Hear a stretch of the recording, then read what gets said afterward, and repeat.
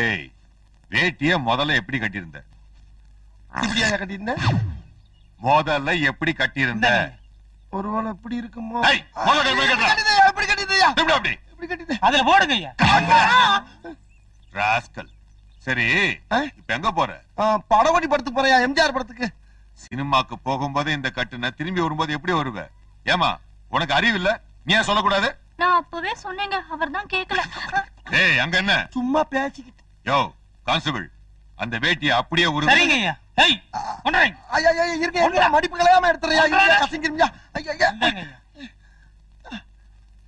ஏய், இந்த கட்டுக்கு உனக்கு 4 இன்ச் இருந்தா போதாது? ஐயோ, கட்டுறா.